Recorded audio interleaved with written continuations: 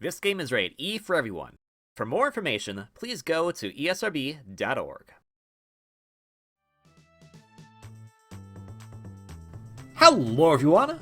Kirbybolt here, but you can call me KV, and welcome back to Let's Play Frogun! On the last episode, we began the secret Skyrune world, which we're not going to probably get everything in, but hey, we'll have fun time at the very least. We went to At the Top of the World, which was a pretty crazy stage, but you know what? We got through it. It may have taken us all episode, but we got through it.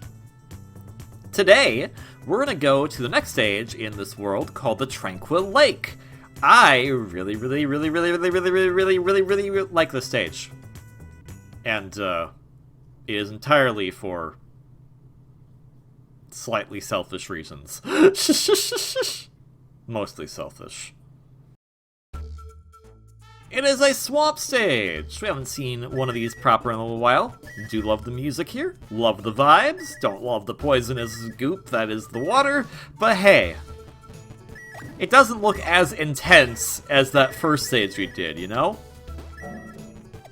This particular stage has a backer-designed enemy. Just like At the Top of the World had that whip-like enemy, this stage also has a new enemy that you haven't seen in the main game. It's this guy! Look at this guy. Look at this guy. He hurts. Also, the hoppers are here. I don't like them. Go away. Go away. Go away. I want to hang with my best buddy over here, okay? This guy is called the Capactus. And you may be saying, well, how come you know this one off the bat, but you didn't know the one in the last episode? Because... Oh, wait, how do I do that? Oh, I don't need a whole jump. I need to just... Whee! They actually make you jump higher. If you just let them go. Just whoop. But yeah, I know the name of it because, I made this. Yeah, this guy right here. I made it. I made this. As I mentioned before, there was a Kickstarter campaign for this game, and backers of a certain tier actually got to design enemies. I designed this guy, the only respawning enemy in the game. He's so cute. I love him. I love him. Future me, show the really cruddy sketch I gave to the developer, and I was like, this is my idea. And then it's like, oh, okay. Wait, how I get no.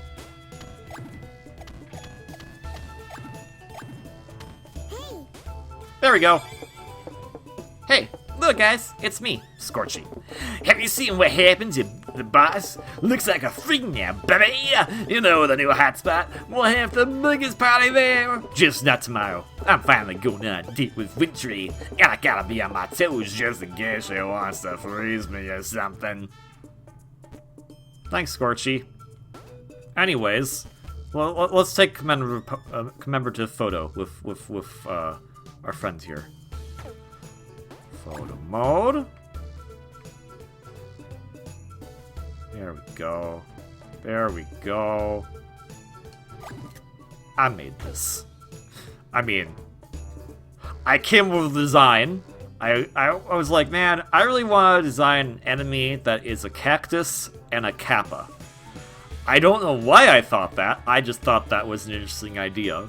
Because isn't it true that cactuses hold water? So it was kind of like the idea of a kappa has the water on its head, so it's like...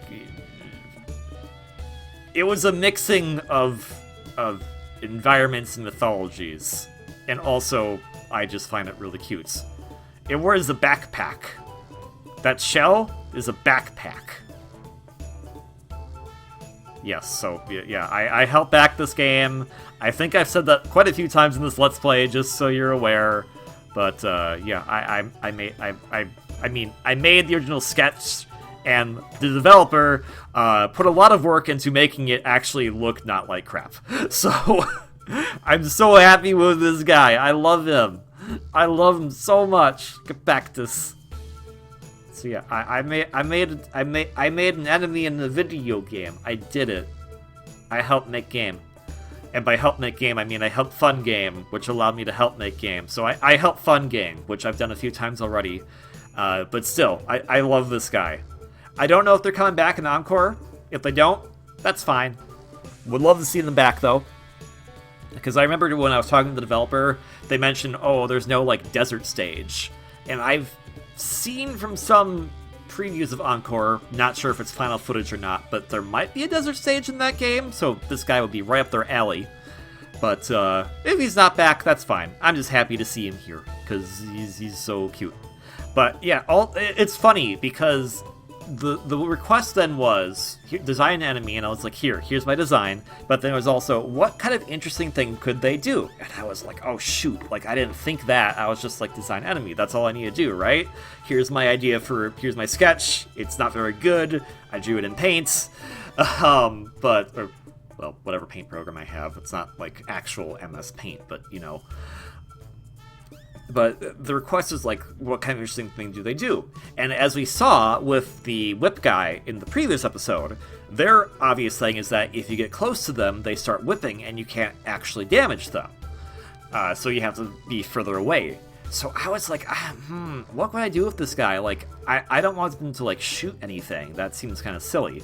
So then I came up with the idea of, well, what if this water is super buoyant? Is that how you say that? Yeah. Basically, it's super bouncy, so it's bouncy water. So when you jump on them, they give you an extra boost compared to other enemies. And because of that, because of how that mechanic works, if you want to get certain things in the stage, you absolutely need to be able to have the enemy around. So it wouldn't be fair if you accidentally destroyed it, and then you couldn't get what you needed. So, as a result, this is the only enemy that actually respawns in the game outside of, you know, dying. Anywho's, enough on that, enough of my shilling, enough of all that nonsense. I mean, it's important to me, but I'm sure you're probably like, okay, KV, we get it. Move on to the rest of the stage, and you know what? I will. Because in truth, this stage isn't too bad from what I remember it, so we got some crazy stuff going on. I love, look at that over there. Like, what is that? What's going on over there? That looks pretty crazy. This stage I just love in general. It's a nice callback to the original Swamp stages that we had back in World 2. But it's a lot more relaxing to me for some reason. I don't know why. It just feels like a nice reprieve after that initial stage we started with that seemed so dang difficult. Now we just kind of relax for a little bit. I mean, this section up here, that looks pretty difficult, but hey, not the worst thing in the world. Let's grab. No, don't grab, that's fine. Okay, we'll take a dip in the swamp water. It's fine. We get to see the boy again! Hey, buddy! Whee! We get to see you again, though. I don't like you.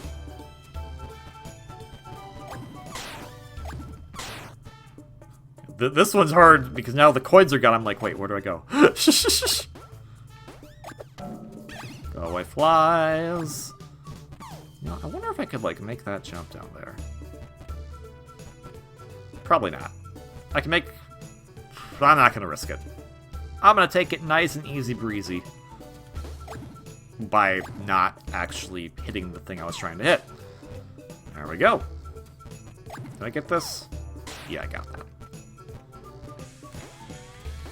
Yeah, this particular music, this swamp music, is so dang good. Props to the composer for their amazing work on this game. I hope they're back for the sequel. So here's the Capactus again. Just use it as a bouncy platform. Get on up. And you may be wondering, why is the ring around the kappa pink? That's actually a cheeky call out that I didn't even like. So last episode I mentioned that one of my favorite childhood games, Tomba, is getting a re-release, and that the developer of Frogun was actually really excited about that.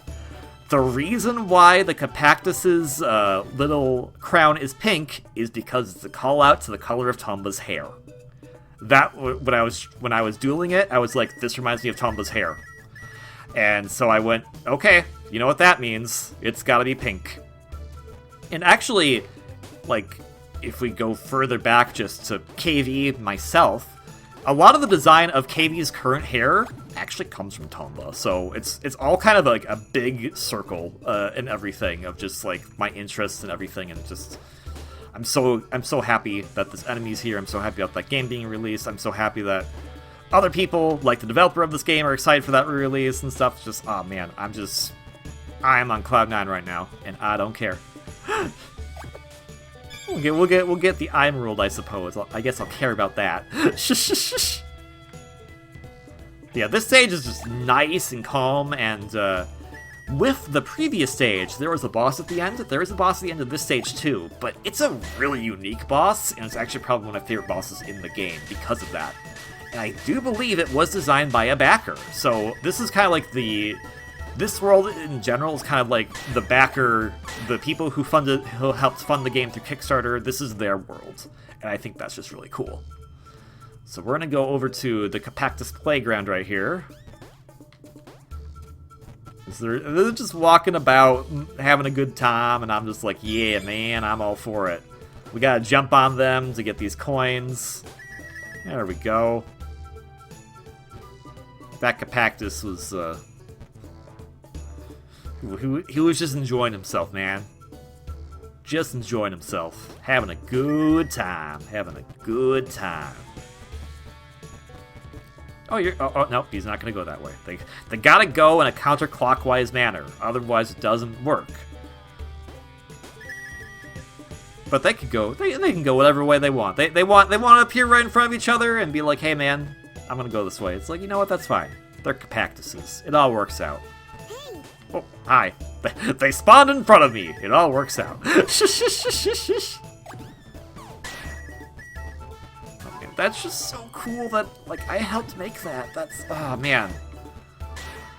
I know a lot of game developers are not paid what they should be paid, and, like, if I'm experiencing just a little joy from my contribution to this game, imagine the people who make games for a living and how excited they are about everything when they make it, and whether or not, like, a game succeeds or not, and just, like, man, think about that. Like, think about one of the games that you've played that you've absolutely hated. Think about how, at some points, that was a concept that someone was still thinking of, and they were really excited about it. And maybe the execution didn't turn out well, but they were still excited about it, dang it. So it's kind of, it brings in perspective, like, why should you be hating on things so much? When there was still clearly some love, some care put into this. Maybe it didn't reflect on the final product because of time constraints, budget constraints, etc. But still, they put the care in there. They wanted something to succeed in that, and I think that's just magical. It's, like, a lot of people say that, like, it's a miracle that a movie gets made, for example. Because there's so many parts of that. You have the actors, the directors, the writers, the crew, like, all those parts coming together to the filmographers, the audio people, all those people coming together and to make a product that will be watched for, you know, up for like 80 to 200 something minutes. And then you have to think about that's set. That's set after all the editing's done, that's set. But if a game, things have to be constant. They have to constantly be going. Like, I could do something completely stupid right now. Like, jump off the edge right now. And a developer has to plan for that. Like, there's so much work that goes into a game that you, like, even a game that is absolute garbage still had to come from somewhere and still had some dedication put into it. And I think that's just magical, and that's, like, the reason I'm getting on this is because of seeing just my little creation. All I did was draw a sketch. That's all I did. And here it is, a full model in the game, doing a walk cycle, having unique properties added to it, having animations added to it, all because of just some decisions that were made. Like, there's so much that goes into it. I think that, like, that's why I rather would focus on the positives and the negatives. I know there's a lot of people who are like, well, you shouldn't be too positive because then you can't be critical. And I get that. But at the same time, I think for a lot of us, we're way too negative. And I think being a bit more positive can really help. So that's why, like, Sonic 06, for example, notoriously known bad game. Still had a lot of good ideas, still had a lot of care put into it, just, you know, had time constraints, budget constraints, and, you know, a lot of executive meddling. I'm sure if that team could actually make the game they want to make, they would have actually made something truly incredible. And so that's why I'm happy for a lot of indie titles existing, because indie titles typically end up being exactly what the creators wanted to make. And that's why I'm so happy for them, and that's why I want people to buy more indies. That's why I've been shilling this game so much. More people should be able to make the kind of things they want to make. They should be able to make the art they want to make, and they shouldn't have to worry about all the nonsense I've brought up. And, yeah, it's just incredible that this kind of thing exists in the first place. Anyways. I was about to laugh if I had said that entire speech and didn't grab that skull. I mean, I could still root it here.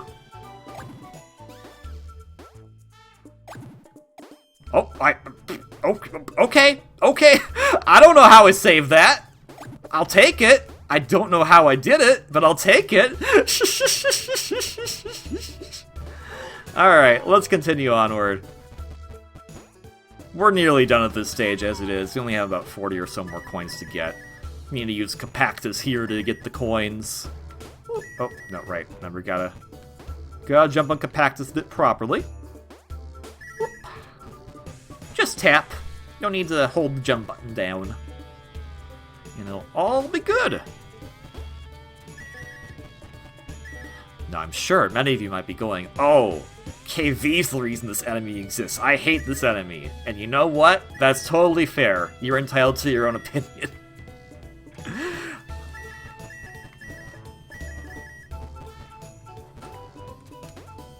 I just think creation of art is neat, and it should be better appreciated. That's all. So I'm happy that Frogun is going to be having a physical release. I believe from Limited Run, I think.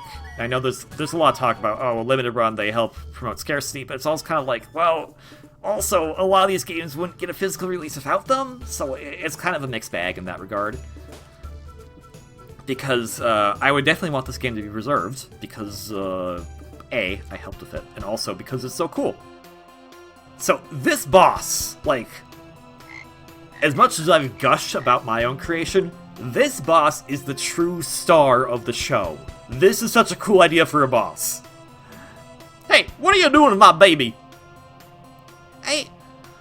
I just wanted to help. Whoever you are, don't touch my froglets! Ribbit! So what we need to do is, I'm trying to remember. We need to grab their babies so that they're not crying while being chased by the angry parents. It's such a cool idea for a boss. You don't actually damage the boss, you're helping the boss, you're helping recover all their children. And if you notice, when we were in the background of the main stage, we saw this entire area behind us, because, again, this game doesn't do instances. If you're in a stage, the entire stage is loaded at some point, and you get to see that in the background, which is a really cool thing. Not efficient for if it was like a modern game that was using much more strenuous graphics, but for this type of game, perfectly makes sense. So we're just gonna grab all their babies, because we're helping. We wanted to help. All the crying babies. And again, I just like that it's not a boss that we have to damage. It's just a unique take on how to do a boss fight. And I am 100% sure that this was a backer idea. And whoever did this idea, your name should A, be displaying right now. Thanks, future me. And B, thanks for coming up with such a cool idea. We get a really cool boss arena because of this. We get a really cool concept for a boss. We grabbed all their kids.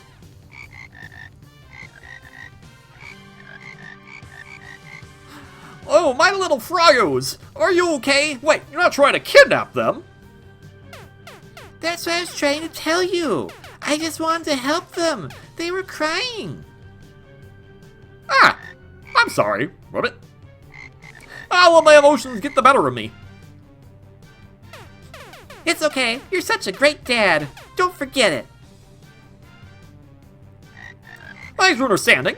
Take care. Bye-bye. And that's the boss. That, like, I love that. That's so cool, and it makes me, like, I hope that the sequel, like, gives us more interesting ideas like this. I know this came from a backer, but that's such a cool idea for a boss. You just go around, you collect the boss's children. The boss is like, oh, wait a minute. You're helping me. Also, I like that the boss was a dad. Positive reinforcement for actual male parentage. Female parentage is great, too. It's just, we need more positive male parenting role models, because usually the role models we get in the mainstream media is of the mom being the main caretaker. And there's nothing wrong with that, mind you, but it gives a negative impression of male caretakers, that they're not supposed to be doing that. So I'm glad that the dad was the one that was taking care of the kids. Anywho's, I love this stage. Between my own selfishness on it, obviously, I just love that it brings this perspective, at least for me, game development. This particular boss in general, I think is such a cute idea, such a neat idea. I love, to the person who made this idea and backed the game to put this in, thank you so much. This is an amazing experience. I'm so glad that I get to be part of your stage. Because this is essentially your stage. I just happen to have an enemy that was put into it. So, thank you very much for making this. This is so cool, and thanks to the developer Mogado for just making this. This I can only imagine that whoever made the boss and the enemy in that first stage we did also feels the same. So, just, yeah. High fives to everyone all around. Also, we didn't die, because again, that was a relaxing stage. Love that stage. I don't want to go. No. There we go. The bug hub. We'll look at the bug hub next time. I think it's actually a race of Jake. So we'll deal with that, and then we have a Hatter shop open, so we can see more hats from Hatter after the fact. Or we can just go run around here. I think, now we've done Tranquil Lake, we're done. Let's Play's done. We don't need to see anything else. Nah, we should at least go see the rest of what the game has to offer. So we'll do that next time. Thanks so much for watching this episode. Sorry I got a little self-indulgence, but I hope you appreciate it. I hope you understand my mentality. I'm not trying to be like, oh, you should never be negative. I'm just like, man, there are too many negative people in the world. We need more positivity. That's my spiel. So, anyways, sorry. If you like this video, like, comment, subscribe. You don't have to, you don't want to. It's always appreciated, though, and I mean that wholeheartedly.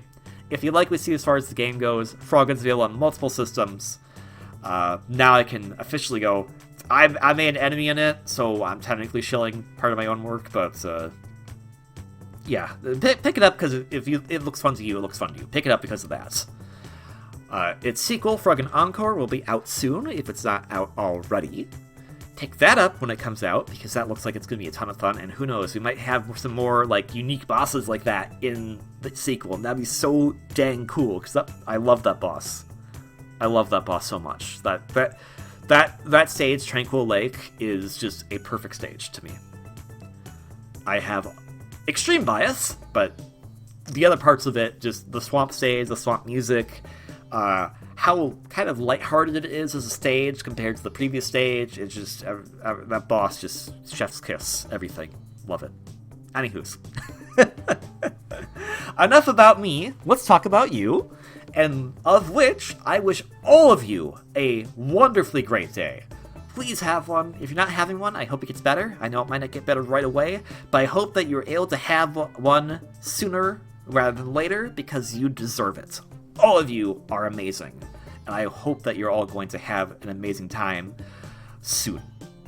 Yeah, so that's why I say have a wonderfully great day, because even if it's not great right now, it might be great later. Thank you all for watching, and I will see you all on the next one. Until then, ciao.